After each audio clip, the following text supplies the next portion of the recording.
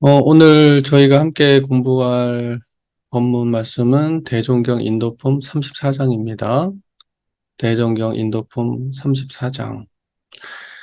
자, 본문을 먼저 읽겠습니다. 대종사 신년을 당하여 말씀하시기를 내가 오늘 여러 사람에게 세배를 받았으니 세속 사람들 같으면 음식이나 물건으로 답례를 하겠으나 나는 돌아오는 난세를 무사히 살아갈 비결 하나를 일러줄 터인즉 보감을 삼으라 하시고 서년에 시 한 편을 써주시니 곧 처세에는 유한 것이 제일 귀하고 강강함은 재앙의 근본이니라.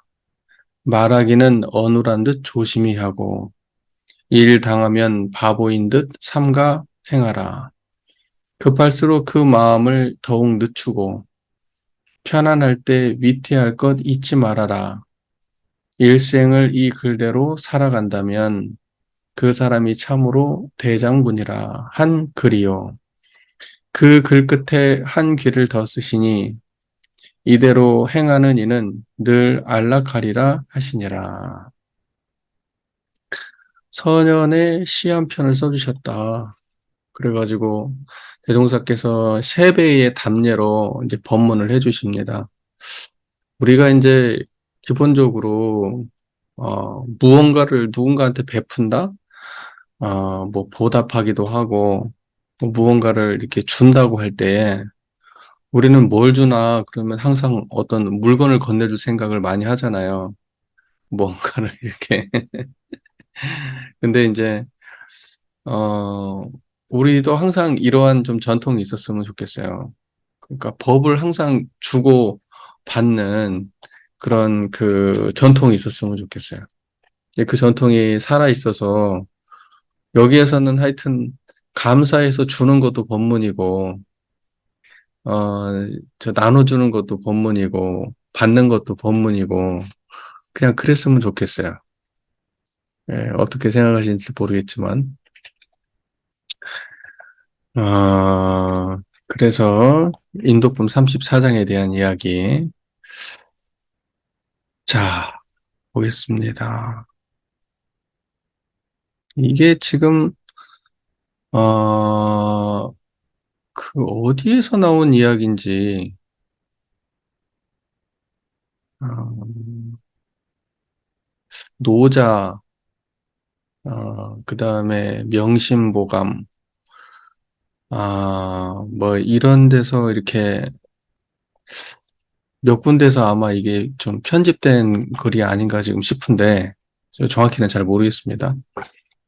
어쨌든 뭐 이 대종사께서는 지금 당신의 그 이야기를 하신 게 아니라 그 우리 과거에 있었던 그 현자 성현이라고 할 수 있는 분의 글귀를 대종사께서는 그대로 인용하셔가지고 예, 주셨습니다.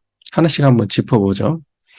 이제 그것이 인도의 우리가 보감이 삼을 만한 글이라고 대종사께서 생각하시고 우리한테 주신 거기 때문에 대종사님의 그 내면을 거쳐서 나온 것, 대종사께서 인식하고 대종사께서 내면을 거쳐서 당신의 견해 밖으로 당신의 견해라고 하는 필터를 거쳐가지고 내뱉은 것은 그것은 이미 대종사님의 견해다 이렇게 볼 수가 있을 것 같아요. 음.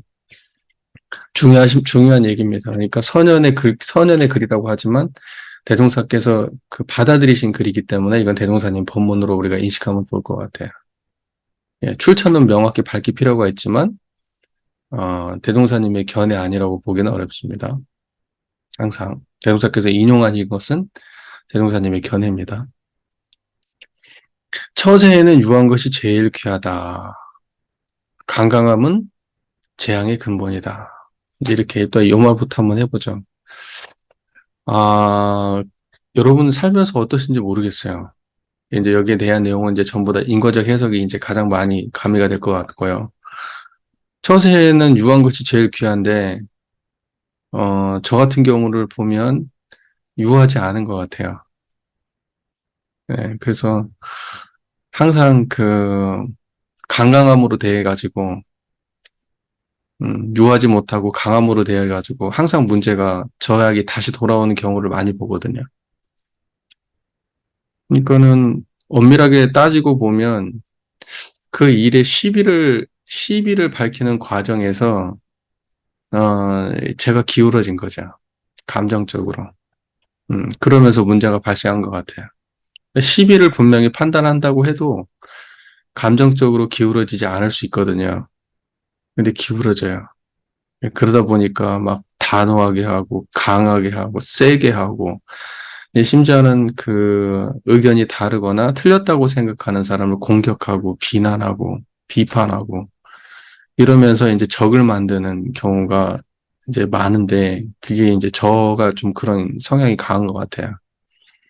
이제 이러한 이야기를 들으면 제가 얼마나 부족한지 스스로 이제 자각하게 되는데 근데 이제 그 부드러움과 강함을 때에 따라 잘 써야 된다고 생각해요. 그래서 이제 외유내강, 겉으로는 부드러운데 안으로는 강강함이 있어야 됩니다. 그러니까는 겉으로는 겉으로도 부드럽고 안으로 생각이 없어. 예를 들면 그리고 이래도 흥 저래도 흥. 좀 그것은 좀 아닌 것 같아요. 여기에서의 이야기는 사람을 대할 때, 말을 할 때, 표현을 하고, 그 다음에 이제 의견을 개진하고, 잘못된 것을 지적할 때, 부드러운 태도로, 상대방을 존중하는 태도로, 마음을 다치지 않고 상하지 않는 태도로, 이제 그렇게 해야 된다. 그러되, 내면에서는 어느 정도 그러한 그 시비 분별이 분명히 있어야 된다. 저는 이제 그렇게 해석하는 게 옳다라고 생각합니다. 겉으로 유하고, 겉으로 저기 뭐 처세는 유한 것이 귀하고 강강함은 재앙의 근본이라고 하니까 무조건 그냥 이래도 흥 저래도 흥 이렇게 생각하는 것은 그것은 좀 올바른 처세는 아닌 것 같아요. 그리고 이제 그 요것을 갖다가 우리가 저기 우리 성리적으로 풀어보자면 청정한 이 자리가 사실은 유한 거예요. 이 마음이면 사실은 편착심도 없고 원망도 없고 기울어짐도 없고 타인 자타가 없고 그러니까 누구를 공격하려는 마음도 없고 감정이 일어나지도 않고 감정에 지배받지도 않고 그러니까 우리가 이 마음 이대로 쓰면 그게 유한 거예요. 예, 그러니까 이 마음을 놓쳐버리고 자기 감정에 끌렸거나 시비에 끌렸거나 이제 이해에 끌렸거나 이러면은 그러면은 이제 강강함이 튀어나오고 강강함이 튀어나오면 그러면 이제 관계가 문제가 생기고 관계에 문제가 생기면 일이 그르쳐지고 일이 그르쳐지면 이제 폐가망신을 당할 수가 있는 거죠. 그리고 실제로 구현하고 싶었던 본래 의도를 구현하지 못하게 됩니다. 네. 사실은 어, 정의로워졌으면 좋겠다. 바르게 됐으면 좋겠다라고 해서 화낸 거였잖아요. 그런데 내가 화를 내고 강강함이 앞서고 부드러움은 어디 가버리고 강강함이 앞서는 바람에 그 원래 의도하는 바를 구현하지 못하게 되는 것 같아요. 그게 미숙함이라는 생각이 많이 들거든요.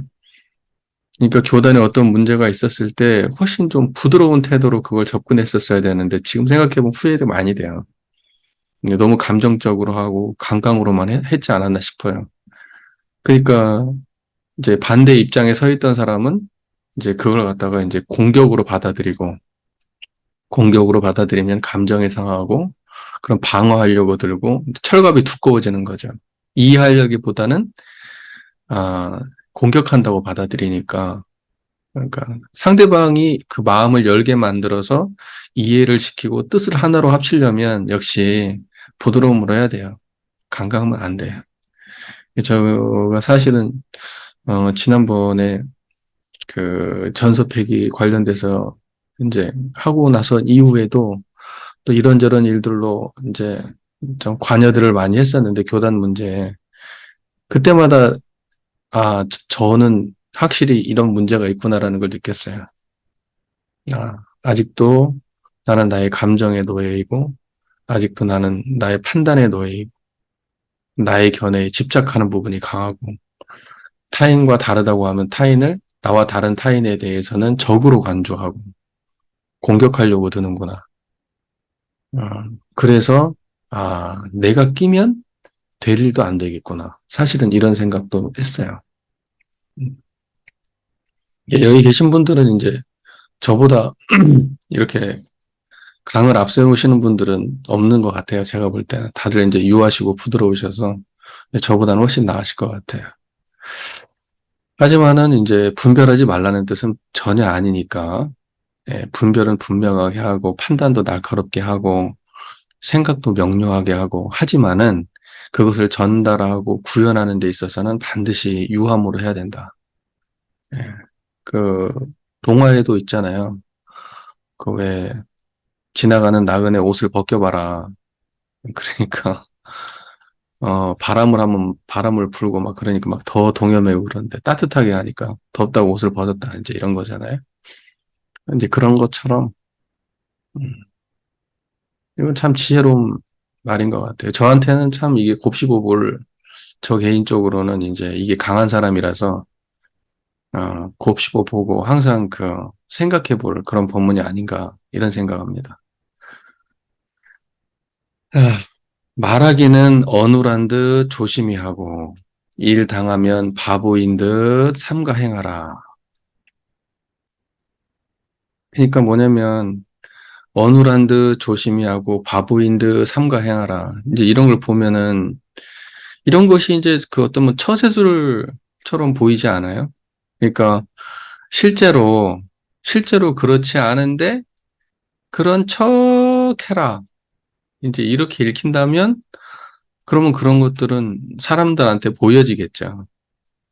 네, 보여질 거예요. 근데 저는 사실은 이런 어눌한 듯 조심히 하고 바보인 듯 삼가행하라. 어떤 교무님이 그러더라고요.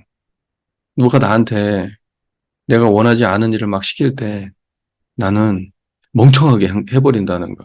상당 그 사람이 당황할 정도로 멍청한데 질문을 한다든지 멍청한 행위를 해버린대요. 그게 채널이 바뀌나 봐요. 저는 절대 안 되거든요. 근데 그렇게 하고 나면 다음번에 절대 그 일을 안 시킨대. 웃자고 하는 얘기고, 웃자고 하는 얘기고요. 어눌한 듯 조심히 하고 바보인 듯 삼가 행하라 이렇게 할 때 일부러 그렇게 할 수는 없어요. 예. 내가 어눌하지 않은 말투를 어눌하게 할 필요도 없고, 바보가 아닌데 바보인 척 하는 거 이런 거 아니고, 여기에 이 말은 이런 거예요. 말을 할 때, 예를 들면은, 100% 맞아요. 똑 떨어지게 확신을 가지고 분명한 어조로 그렇게 말해야 될 때도 있지만, 꼭 그렇게만 말하는 게 좋은 일은 아니라는 거야. 어눌한 말이라는 게 말을 더듬으란 뜻이 아니에요. 분명하게 선을 가르고 이렇게 가리를 갖다 탁탁탁 쳐가지고 A부터 Z까지 그냥 줄을 쫙 세우는 방식으로 어, 이런 식으로 하면 안 돼요. 이것도 제가 좀 그렇거든요. 예. 그러니까 이렇게 되면 어때요? 상대방이 상처를 입거나 아니면 무시당했다고 느끼거나 아니면 상대방이 말할 필요를 못 느끼거나 다음번에 만날 땐 부담스러워요. 절대 나를 친근하게 대하지 않습니다. 모든 사람들이 다 그런 건 아니지만 이러한 모습을 보였을 때 모든 사람이 다 그런 건 아니지만 생각보다 그런 경우가 많습니다. 그래서 저는 예를 들면 우리 동기 교무님 중에 어떤 분이 저는 그런 생각을 했어요.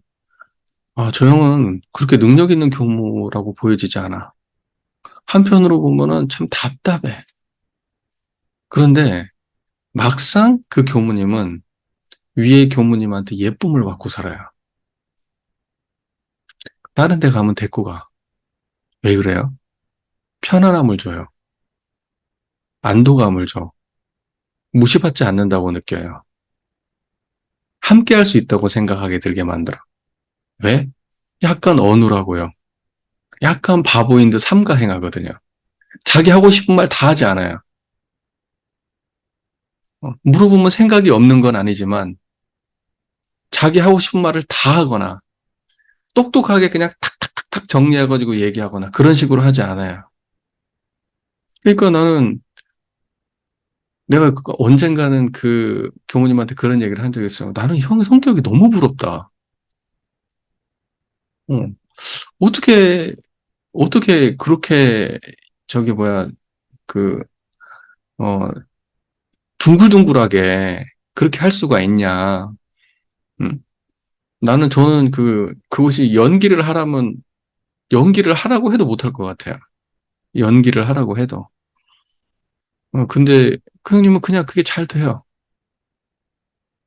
그래서 보니까 인생이 순탄해. 인연복이 항상 좋아.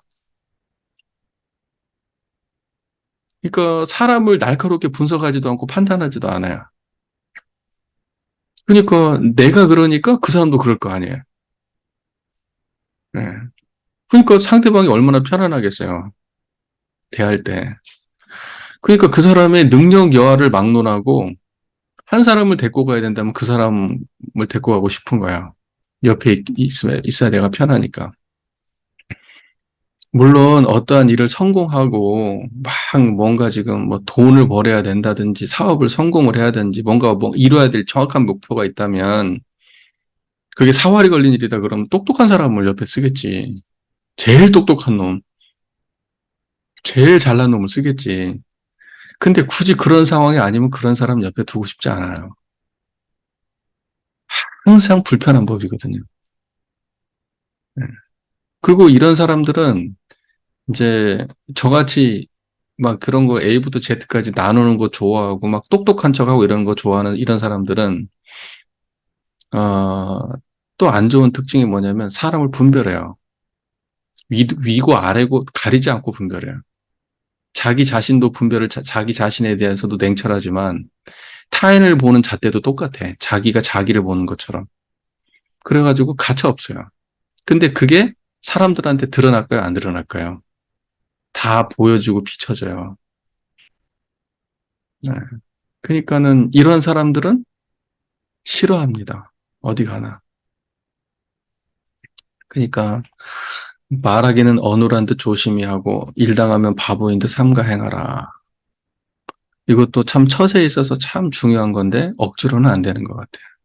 그러니까 억지로 할 건 없지만 내가 그런 부분이 때에 따라서 그러한 태도가 필요할 때가 있다라는 사실을 좀 자각하고 그러고 살 필요는 분명히 있지 않나 생각해요. 억지로는 못 하는 거고. 예. 급할수록 그 마음을 더욱 늦추고 편안할 때 위태할 것 잊지 말아라. 예, 급할수록 그 마음을 더 늦추라. 예, 급하면은 항상 문제 생기잖아요. 예, 급한 마음으로 뭘 해가지고 잘 되는 경우가 별로 없어요. 사람들이 사기칠 때 보면은 그 사기칠 때 보면은 그 사람의 마음을 급하게 만들어. 야, 이거 지금 빨리 해야 돼. 나 누구한테 물어보고 좀 더 알아보고 하면 안 될까? 야, 그러면 늦어. 지금 이거 하려고 하는 사람들 지금 줄 섰어. 막 이제 이래요. 그러면 사기 맞는 거예요. 사기 맞는 거예요. 그리고 급할 때 실수가 항상 나와요. 네. 근데 급할 때 정신을 더 바짝 차리기도 하지만 항상 실수가 있습니다. 그러니까는 급할수록 마음은 항상 더 여유롭게. 근데 이제 급한데, 행위를 느릿느릿 바보처럼 하라는 게 아니에요. 급하면 급한 대로 맞춰서 빨리빨리 움직여야 되겠죠. 그렇지만 마음은 여유롭게 할 수 있잖아요. 급하게 해도.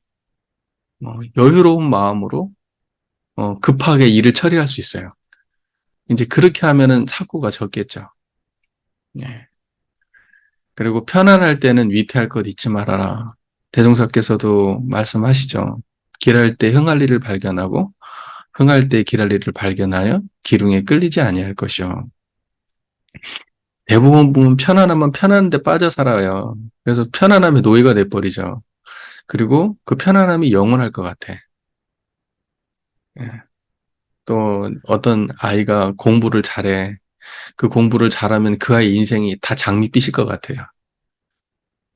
사업이 한때 잘 돼요. 그러면 그 사업이 영원히 잘 될 것 같아요. 그렇지 않아요. 공부 잘했다고 인생이 장밋빛인 건 아니에요. 사업이 잘 됐다고 영원히 잘 되는 거 아니에요. IMF 때 사업 잘 됐던 사람, IMF 이전에 막, 사업이 잘 됐던 사람들 많습니다. IMF 터지고 난 다음에 완전히 무너졌습니다. 엄청나게 많은 사람들이 잘 나갔다고 했던 사람들이 사업을 확장하고 영원히 갈 것 같은데 다 무너졌어요. 네. 그러니까 편안할 때 편안함과 위태함은 항상 바뀌는 것이지 영원히 편안한 건 없다. 네. 그러니까는 언제든지 무너질 수 있다는 걸 알면 조심하게 되고 조금 더 생각하게 되고 이렇게 되는 거죠. 근데 그렇게 되면은 나중에 다가올 위태함을 이제 미연에 예방할 수가 있겠죠. 이러한 글들이 참 그 한마디 한마디가 참 귀한 말이지만 저는 그런 생각을 해요. 인과의 세계 안에서는 어떤 것도 절대적인 건 없어요. 네. 우리가 예를 들면은 유한 것이 제일 귀하고 건강함은 재앙의 근본이니라 이게 보편적으로 맞는 얘기인 것 같아. 그런데 어떤 사람은 유한 거 보면 꼴보기 싫어해. 이게 한결같으니까. 사실은 뭐냐면 건강함이 필요할 때와 유함이 필요할 때를 적절하게 오가야 되는데 항상 유하고 항상 강해. 이제 이런 게 문제예요.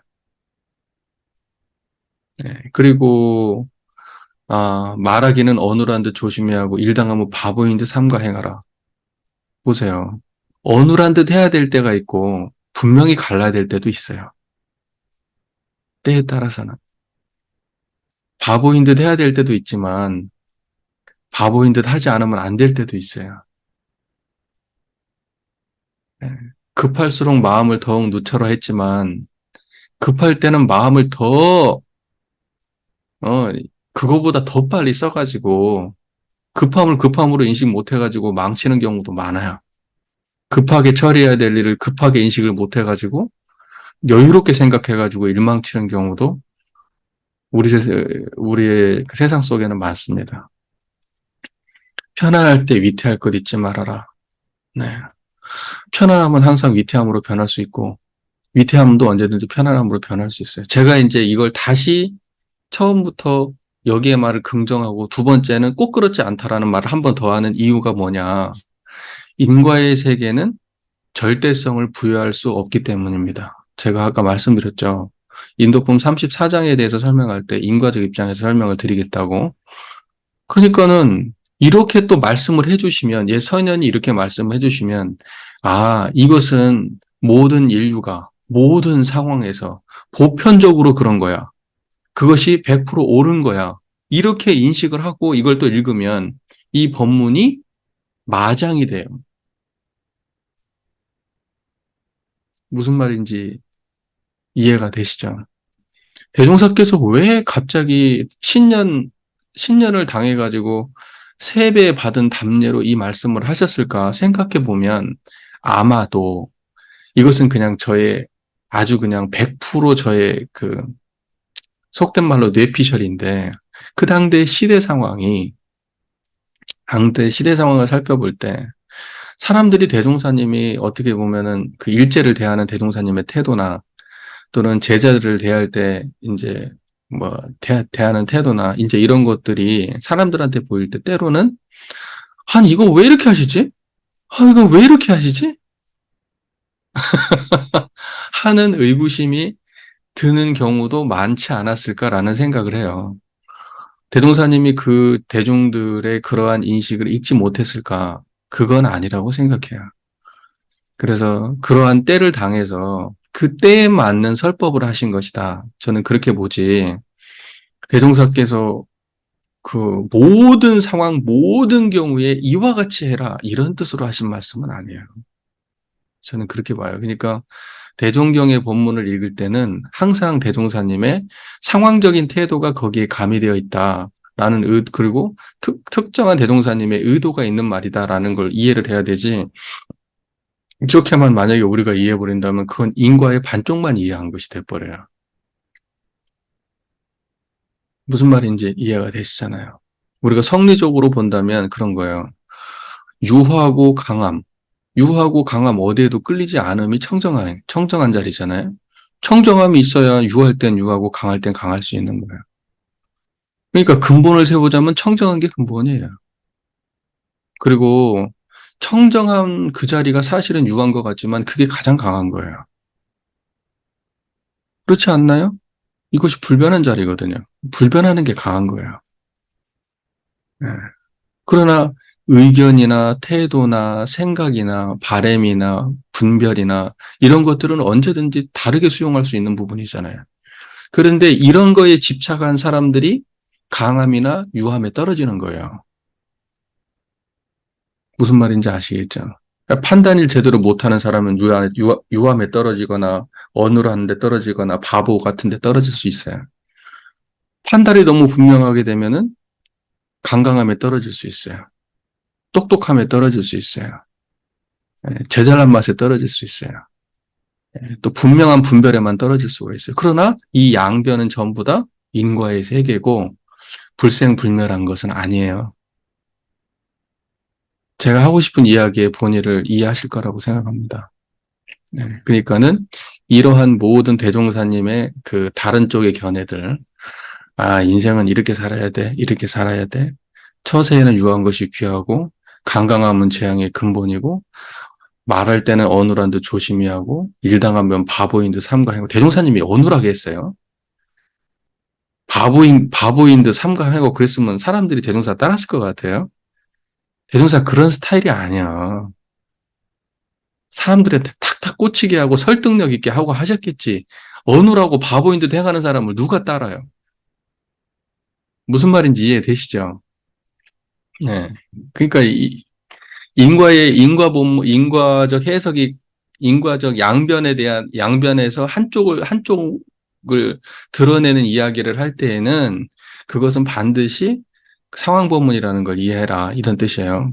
그리고 그 반대쪽 그러니까 모든 걸 이렇게 하라 이렇게 하면 안 된다는 이야기를 하는 거예요. 다시 한번 말씀드리지만 급할수록 마음은 더욱 늦추고 편안할 때 위태할 것 잊지 말아라. 대동사께서 뭐라 그랬어요? 뭐 급하다는 표현은 아니지만은 저기 월명암 험한 죄를 넘을 때 어, 그 산이 엄청 그 월명암 그 제 안 넘어보시 거기 넘어보신 분 얼마 없을 거예요. 거기가 군사작전 지역에서 못 가요.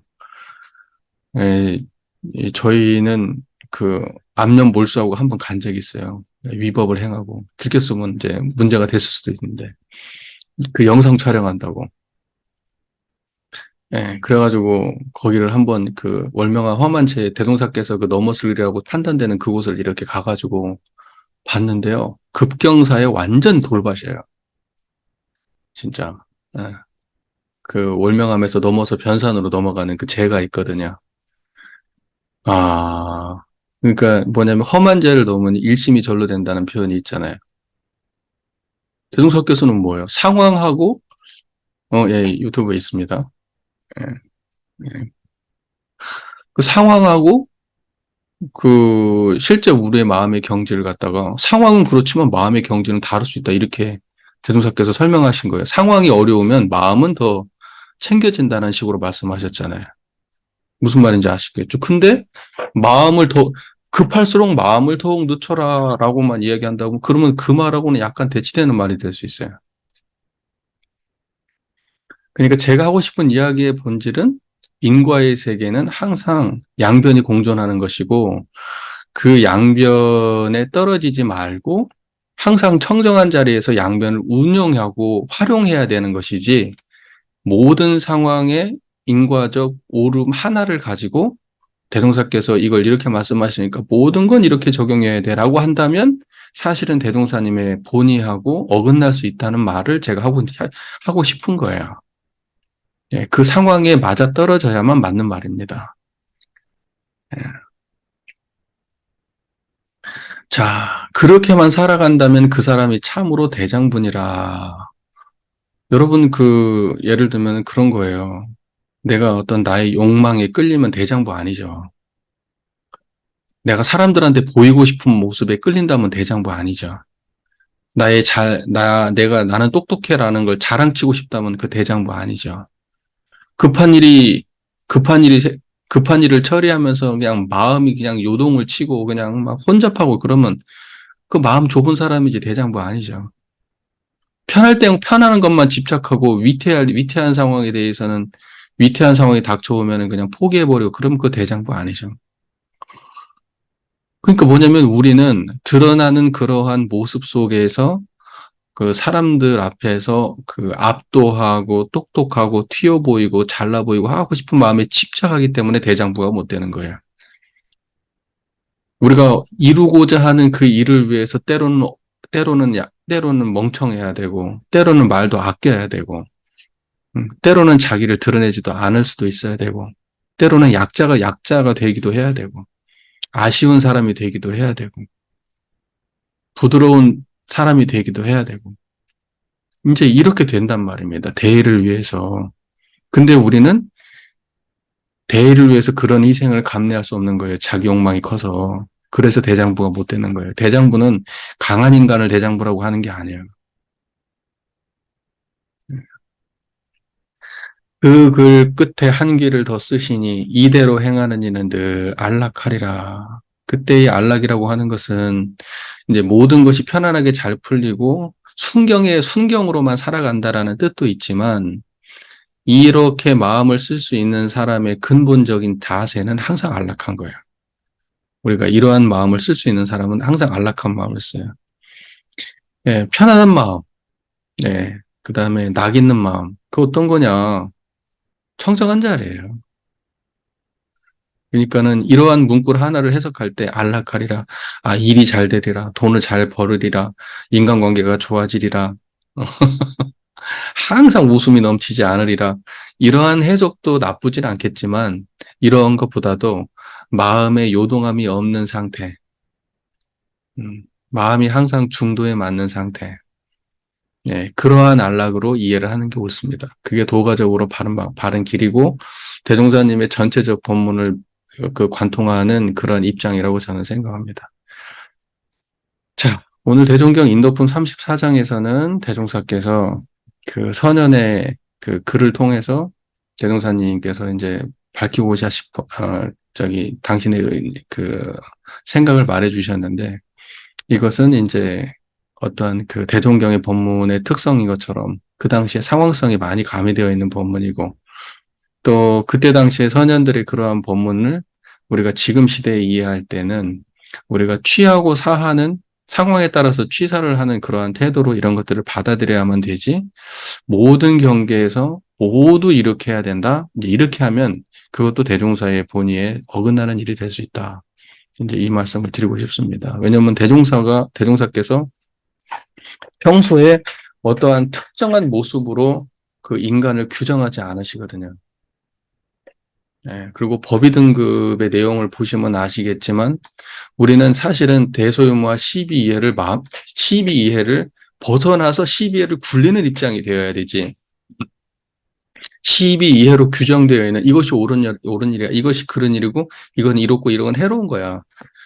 이제 여기에는 이제 그 이롭고 해로움을 중심으로 아마 이제 이해를 중심으로 지금 써 있는 것 같은데 우리에게 어떤 것이 더 이로운 일인가 이제 이런 걸 중심으로 써 있는 것 같은데 그것이 절대적인 거라고 하면 대종사께서 시비회를 초월한 자리나 이런 이야기를 하지 않으시겠죠. 시비회를 연말한 얘기도 하지 않으실 거야. 왜냐하면 그냥 써 있는 몇 마디를 그냥 실행하면 되니까. 하지만 상황이라고 하는 것은 절대로 한결같지 않습니다. 네. 모든 상황은 다 다른 거예요. 그러니까는 시비회를 다루고 부리는 것이 근본 역량이지 시비회로 규정된 특정한 문구를 따르는 것이 그것이 공부가 아니다. 이제 이 말씀을 꼭 드리고 싶습니다. 대종경 인도품 34장은 이 정도 하겠습니다. 맞아요.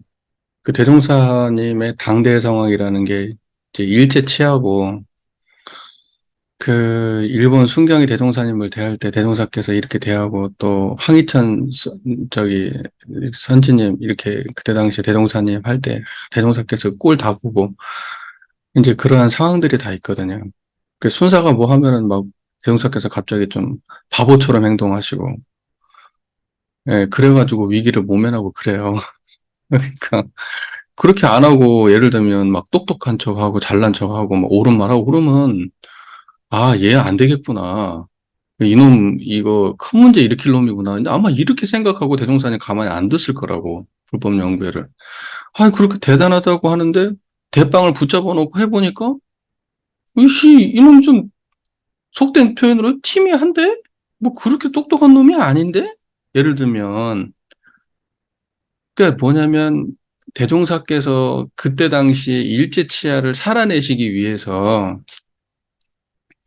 그 뭐랄까 그 상황을 그 부드럽게 헤쳐나가기 위해서 그 처세를 그렇게 그 뭐랄까 그 날카로운 칼날 위에서 그 베이고 잘려나가지 않기 위해서 그 굉장히 그 고누고 심사숙고하고 노력해가면서 하셨던 그러한 그 시기잖아요. 그 시기가 정말로.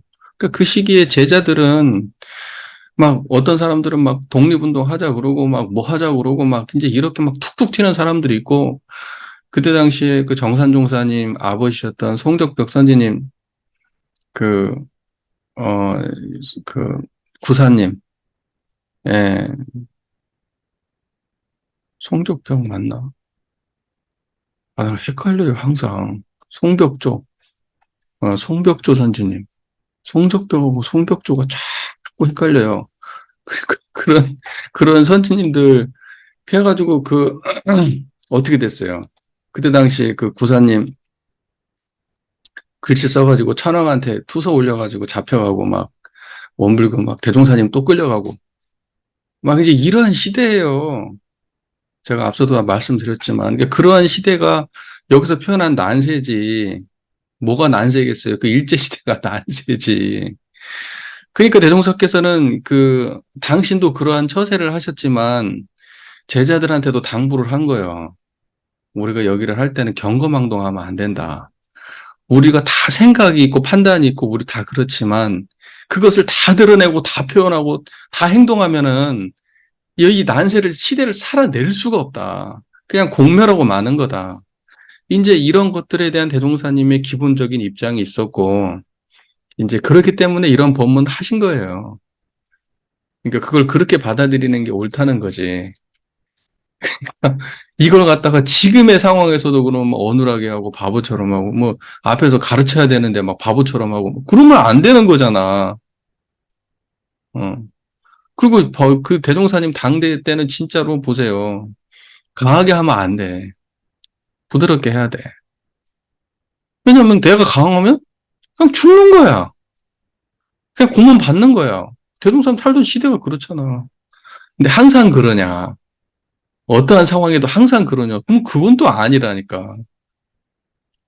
그러니까는 대종사님의 이 인도품 34장은 그야말로 상황과 인과에 대한 법문이다. 이제 이렇게 이해를 해야 된다는 거예요. 그리고 편안할 때 위태할 걸 잊지 말아라. 조심 안 하겠어? 항상 어떤 일이 닥칠지 모르는데. 지금 잘 된다고 영원히 잘 된다는 보장이 없는데. 예. 그러니까 대종사님이 살아왔던 그 시대, 그 일제의 그 정말 힘겨웠던 그 시대를 생각하면서 사실은 인도품 34장을 봐야만 그게 대종사님의 의도를 바르게 읽는 거고 그리고 그때의 상황에 한정된 본문으로 읽어야지 이게 옳지. 이걸 막 모든 상황에서 일괄 적용해 버리면 곤란하다니까. 그러니까 분명히 아까도 교무님께서도 지적하셨지만 돌아오는 난세를 무사히 살아갈 비결, 난세를 무사히 살아갈 비결 이렇게 말씀해 주셨으니까 난세를 살아갈 때는 이렇게 살아가야 되는구나. 난세를 살아갈 비결은 이제 이렇게 되는구나라고 해서 그걸 그렇게 한정해서 바라봐야 될 본문이 있는 거예요. 그러지 이걸 막 보편 적용하면 안 된다니까. 사람들이 꼭 그래. 대종사님 말씀은 보편 적용하려고 들어요. 근데 대종경 말씀은 상황 부문입니다. 그래서 통경이라고 하잖아. 정전을 원경이라고 하고.